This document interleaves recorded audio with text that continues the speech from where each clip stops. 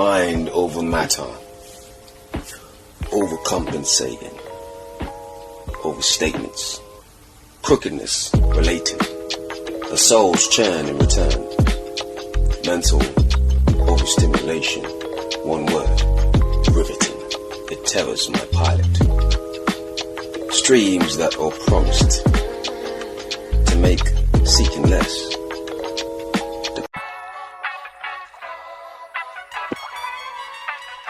Greetings. We have a special guest here today, good friend of mine.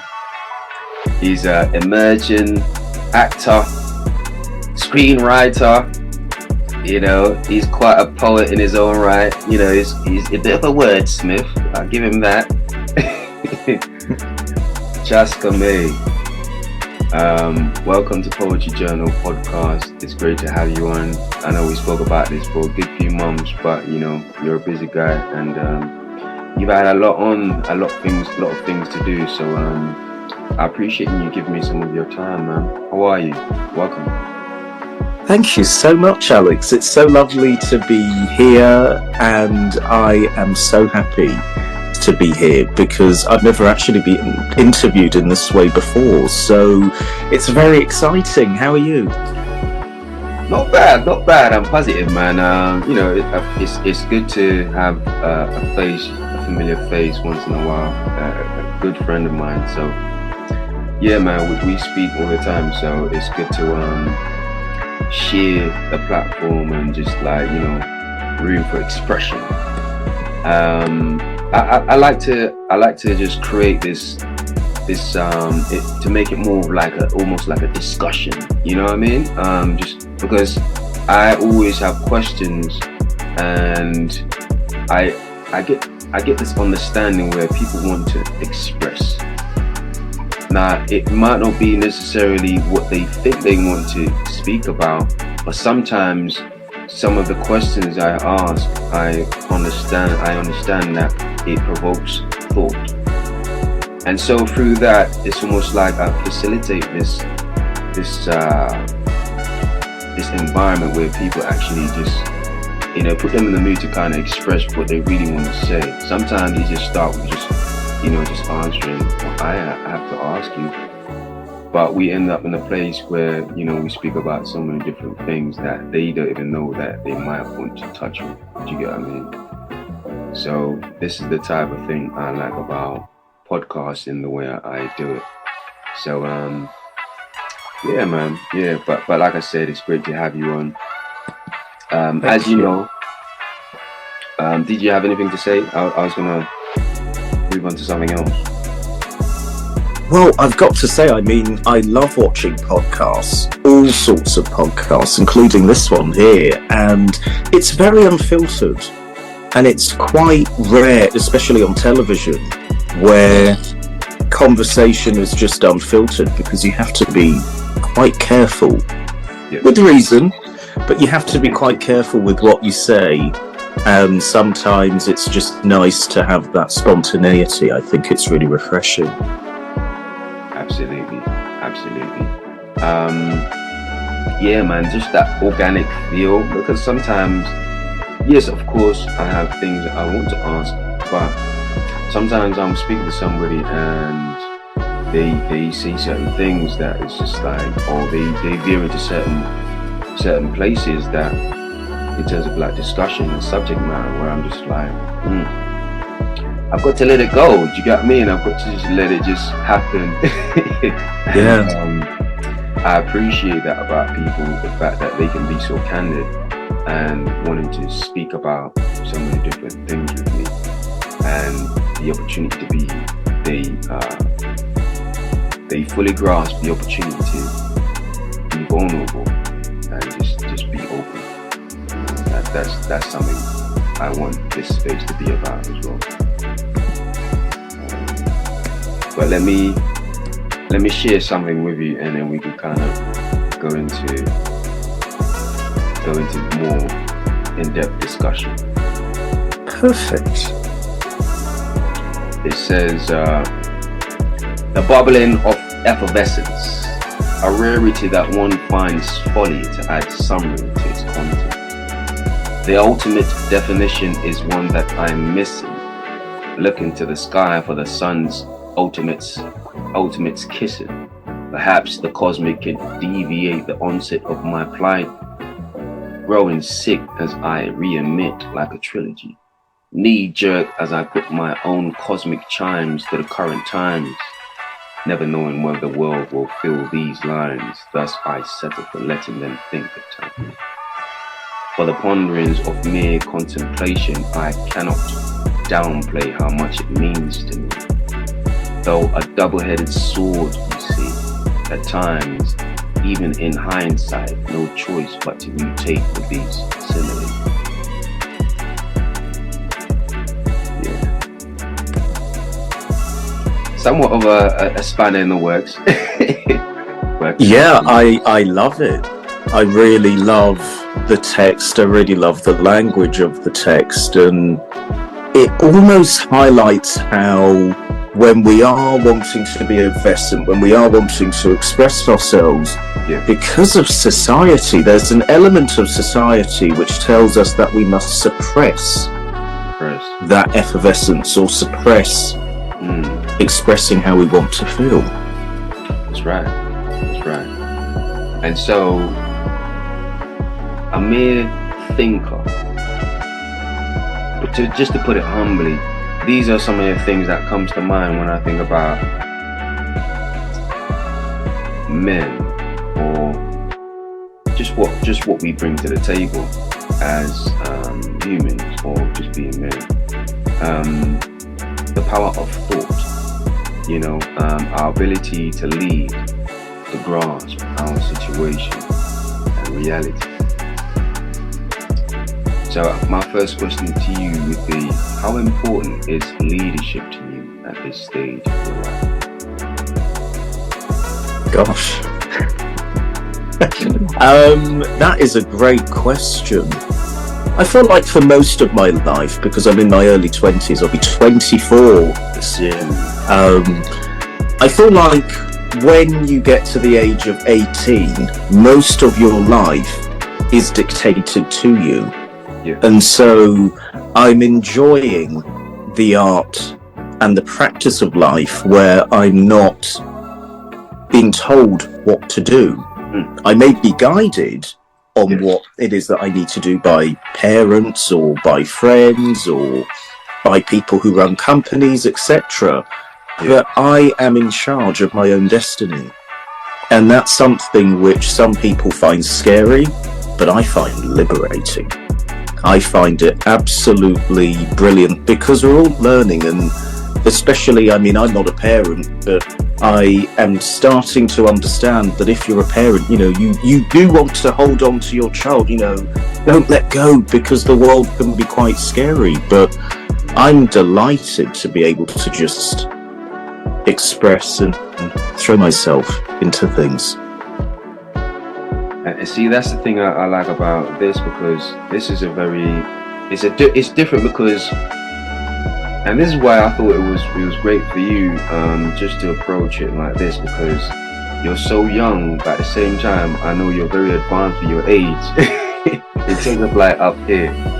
So I know you can handle the questions, but also you can kind of give an insight where people at your age probably are not necessarily privy to at this age, because they haven't maybe grasped as much of life as maybe you have. So that's why I really wanted to ask and go the direction that we're about to go into. The need to have the ability to share thoughts and expression. Like, what are your thoughts on that?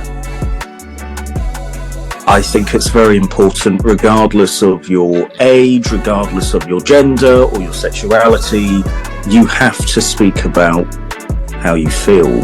Because I think a lot of the time now, especially on social media, and probably one platform in particular, Instagram, where everything is so much about the result. Oh, look at me, I've done this. Oh, look at my car. Oh, look at my this, look at my that. And it's very fake. Everything these days is fake. There's never this sort of showing the process of what you're doing. There's never showing, the struggle, because everything is very filtered. And it's important to talk about how you feel, but I feel as though we live in a society where there is a double standard. So let's say, for example, I could talk about mental health. Yeah.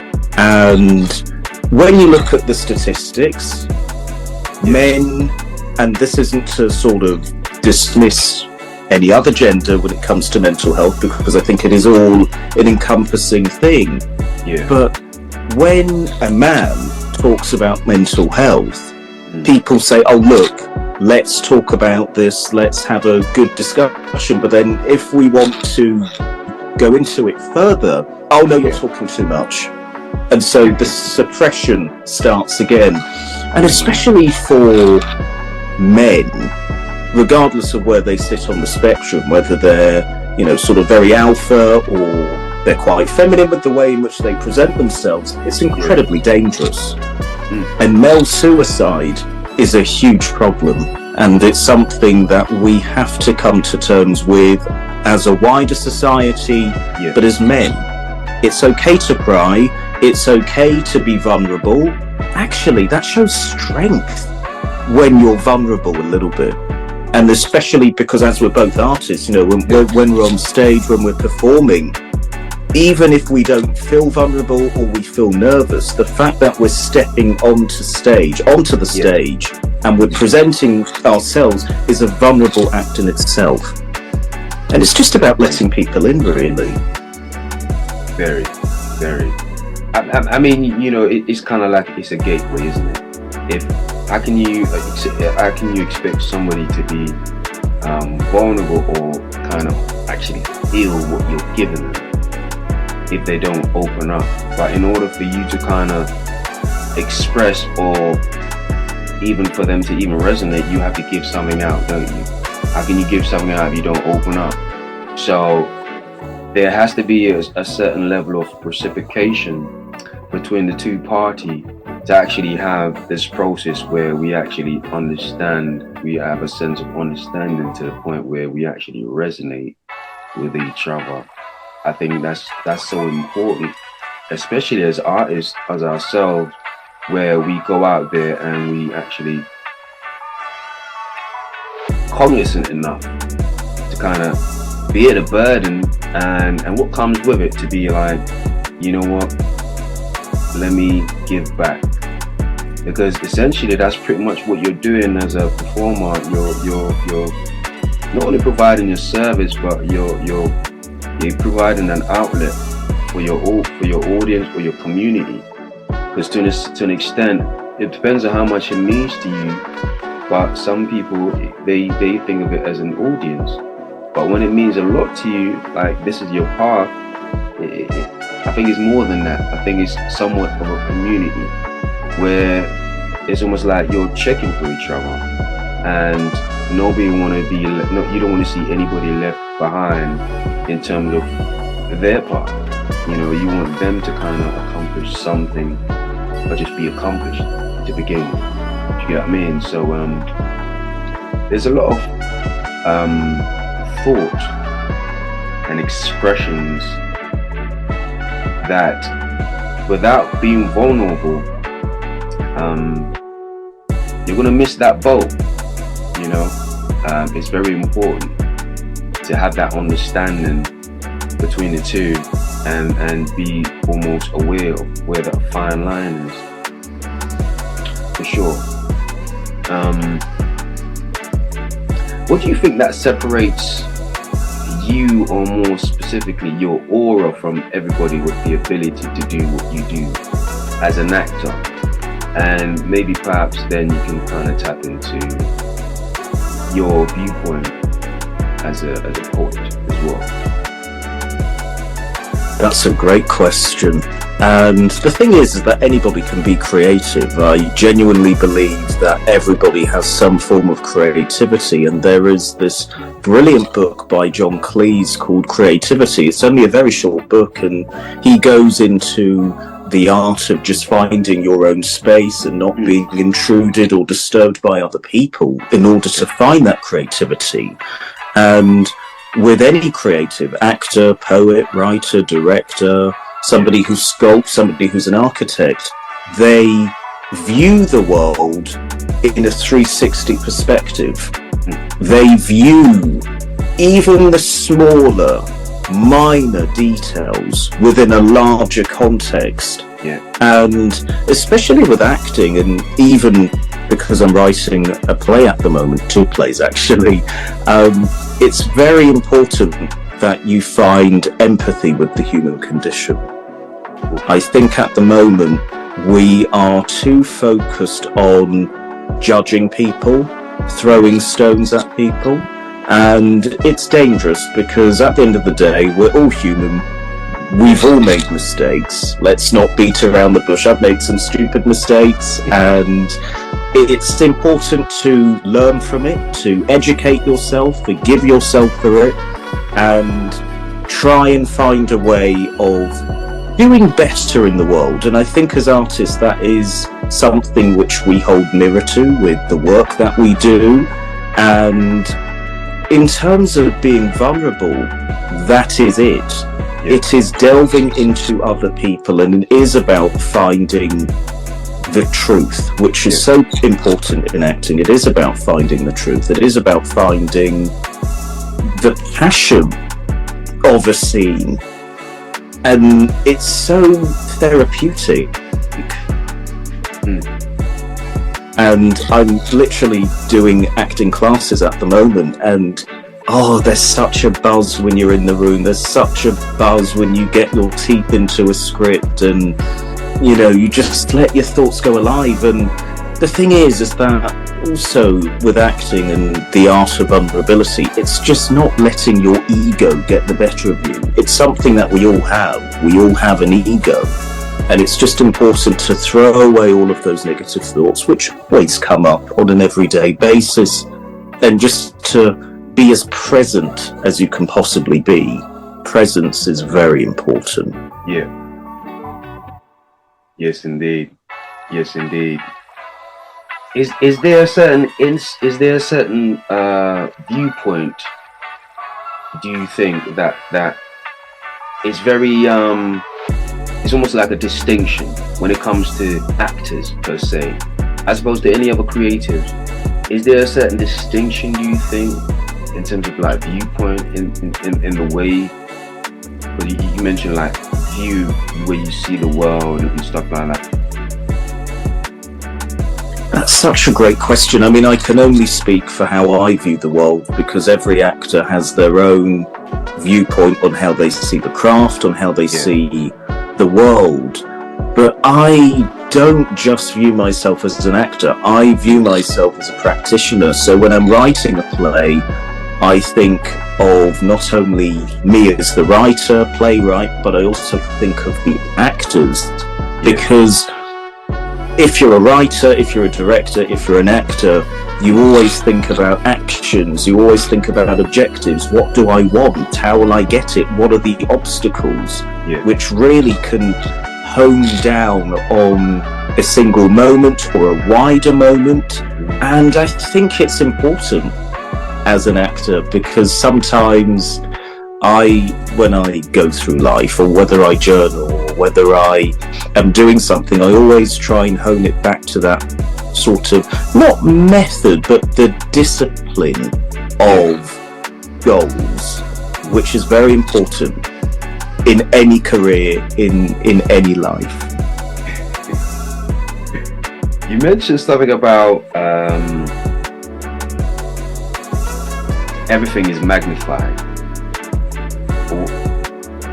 Whether you're in your field or just being an artist in general. It reminded me of a question somebody asked me. How do you go about creating? How do you go about devising a piece or something like that? And I was just thinking of a way to kind of simplify it to them, and it veered along that line where we're speaking about magnification of the little things, and I guess the way I went about it was, I was just like, if you think about emotion, and you know, when people think about emotion, it's all about feeling. But what if you was to take a piece of emotion and you dissect it? Put it on you have your laboratory. Take a piece of emotion, you dissect it, and you blow it up under the microscope. Essentially, that's pretty much what I think. In a lot of ways, whether you're, well, me, just to speak for myself, that's one of the ways I think about poetry. I think about creating. The feelings that come with it, the conviction behind everything, the projection. I think it all starts with what you see, what you think, how you feel. How does it resonate? The frequency at which you're depicting, at which you're sharing, at which resonates with you. I think these are things that we all are cognizant of, as not only poets as myself, but as actors, as singers. I was speaking to a jazz musician last week, and you know, that's one of the things that we speak about, just the sounds. Like, I'm not a musician, but I can listen to sounds all day and it speaks to me, you know. And I think we have this power as poets, if you will, or actors or artists, where there is this understanding of the craft, the craftsmanship, as well as the artistry behind it, to almost manufacture this type of emotion, or project this type of emotion that people can't help but resonate with, because it speaks to them. Do you understand what I mean? I do, yeah. It's almost like there's a mirroring effect, almost, in a sense, where, like, by seeing ourselves and projecting how we see ourselves, we lend them that mirror for themselves, and so we all, some way, somehow resonate with each other. You know, I thought it was an interesting thought. I honestly totally agree with that. Regardless of where you sit on the creative spectrum, it's so important, especially with poetry, acting, directing, writing, that you do look at an issue with that microscopic lens, because it's so easy to fall into what I call a caricature, where you only look at things in the surface. And especially with the play that I'm writing, I mean, it's incredibly serious, but I think about a movie, The Joker, with Joaquin Phoenix. I mean, his actions in the film, you think, oh goodness me, it's evil, but they're justified because of all of the stuff that the character's gone through. And you could look at the most evil person in the world and think, if you didn't know, you know, I think it's important, because you can look at the most evil person in the world and they might have some redeemable qualities to them. But we're so willing to point fingers at people, not knowing their circumstances, not knowing, you know, where they came from. And as I keep saying, we need to listen to people, which is the art of poetry, the art of acting, the art of writing. Because at the moment we're not listening to anyone. We're literally, I see it all the time on social media, people screaming. Same with TV. That's why I don't really watch the news anymore.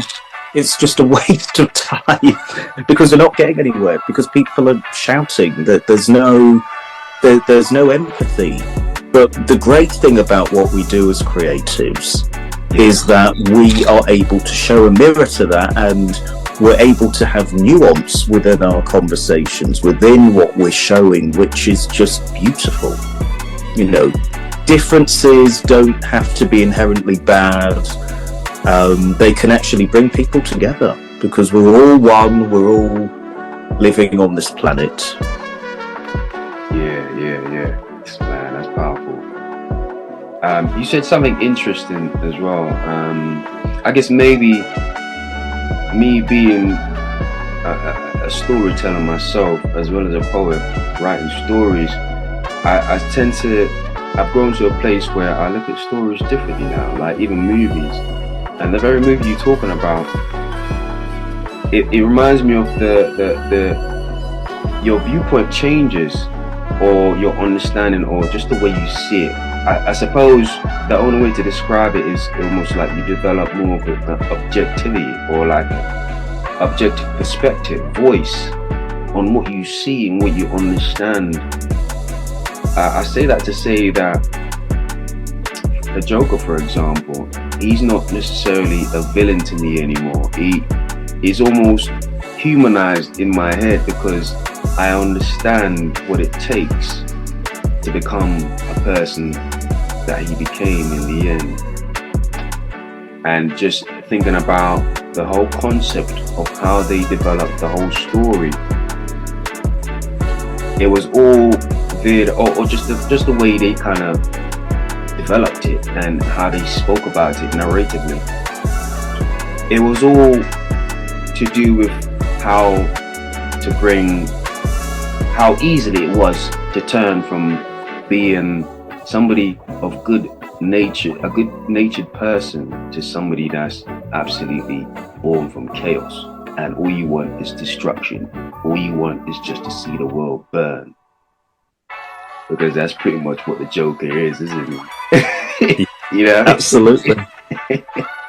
So nah, man, that's very interesting for sure. Here's a very abstract question. How important are creatives to this world we live in, this piece of rock we inhabit? Extremely important. I shouldn't have hesitated then, but extremely important, because not only do we put a mirror up to the world in terms of showing that nuance, but we also go against the conventions of the world, which is to sort of stay in your lane and conform. And quite often I've had encounters with people, not necessarily people that I know, but just going to events or going to different situations, and when people hear the word actor, they think, they're not going to make it, or they're not going to do this. Why don't you just stick to your day job? And in a way, you can look at it from a standpoint of, they're not being very nice, or they're not supportive. But I look at it in another way. Maybe they say those things because they haven't had the support at home. They haven't had the guidance that some people have. And so again, it's finding that empathy. And when you tap into that, being a creative is a very beautiful thing, a privilege actually. And I don't care about being famous, I don't care about fame or money, I just care for the enjoyment. Even when there are days when the process can be at its most challenging, it's a privilege, and you feel as if you learn more about the world, you feel as if you learn more about yourself, because even in a creative journey, you're just like everybody else. You're just navigating your way on this earth, trying to draw conclusions, trying to find ways in which you can encapsulate how you feel, the world in which you live in, which is always a subjective experience, and that's the beauty of it. And That's why I love cinema, I love theatre, I love spoken word, I love all forms of arts, even the ones or genres, let's say, of music, for example, that I don't appreciate. I mean, I'm just going to put my hands up. I'm not a fan of country, I'm not a fan of rap, but should it have its place in the world? Absolutely yes, because people like it, it's popular, it says something about a certain individual, and it's a beautiful thing. And I think the day when we don't appreciate it, which I don't want to be too political here, but what I feel has happened in the UK, especially with the government cutting the arts fund and making it much harder, I think the day we start doing that, which we've already done, is when we don't give spaces to people who may not necessarily come from an academic background. And that is dangerous, because if you're creative, I mean, by God, it doesn't mean you're not intelligent. It doesn't mean you're not going to have a good start in life. You can absolutely look at the world in a different view. And what's so wonderful about this industry is just how much it intersects into other careers. So I tutor on the side. You need innate, not only what I say, confidence, but you need adaptability. Things are changing all the time, and that's the beauty of the creative world, the fact that we are adaptable beings, because we're quite fluid in the way in which we operate. It's quite awe-inspiring, actually. It's the I think it's the problem-solving nature we have. You know, we're innate problem solvers. Absolutely, yeah. That's by nature.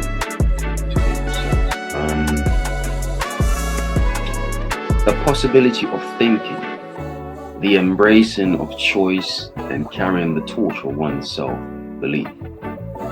That is something I cannot put a price tag on, because there is no price tag that could quantify such a thing, in my opinion. Because I think it is a factor so important to one's well-being, to one's psyche. To be a leader is no small feat. However, even such a thing depicts a decision of torch bearing. You know, a thought came to mind after me just pondering on this notion, which was this: as Atlas shrugged, the world could sense their mortality. I'm not sure if you know who Atlas is, but that is really quite profound, actually. You get where I was going with this. Please carry on. I'm sorry if I interrupted. No, I was just gonna say, as Atlas shrugged, the world could sense their mortality. Who are we without the stardust of thought? Some say no better than the animals, but I digress. Just a few foods for thought. I just wanted to sum up this episode, but I wanted to give you the floor. Just tell us about what things you got going on before we finish. Oh gosh, that's fantastic. So I'll try to keep this short, but obviously throughout this episode I've been just incrementally inserting the sort of plays that I'm writing, which is something that is going on. I recently did an acting project. I'm not going to say the name of it because I'm not allowed to. But I did an acting project, and it was immersive and it was incredible, and I got to perform in front of some very well-known people in the performing arts, and that was really a brilliant test in terms of acting, because I was in character. I couldn't say, oh, it's X celebrity, oh, it's Y celebrity, you've just got to stay in character. And that was just a brilliant test, and it was really lovely and humbling, because although I don't care about being famous, just the opportunity of meeting so many like-minded artists from lots of backgrounds is just the most incredible thing. And I am really focusing on a play, one particular play on revenge porn. It's incredibly serious matter, which has been shown in documentaries, but it hasn't, to my knowledge, been dramatised on television, film, or theatre. And it's something that I've been working on. That's amazing, man. And congratulations on all your success, man. I wish you all the best, and just keep going, man. Just keep going. It's a great thing to see somebody that's really passionate about it.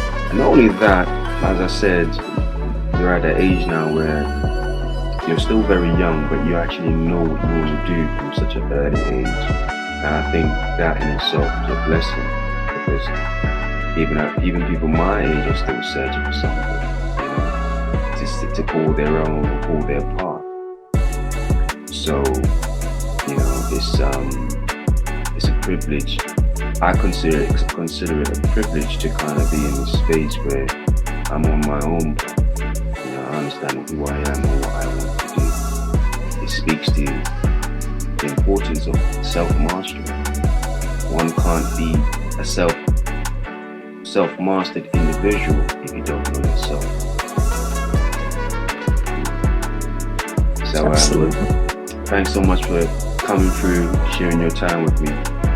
You're so welcome. Honestly, it's been so lovely to have this amazing conversation, and I can't wait to see more of your poetry performances. I've loved watching every single one. Appreciate that, man. Absolutely. We'll talk, and I'll keep you posted and everything. Thanks so much. Take care. You're so welcome. Enjoy the rest of your day. Same to you, my brother. Take care.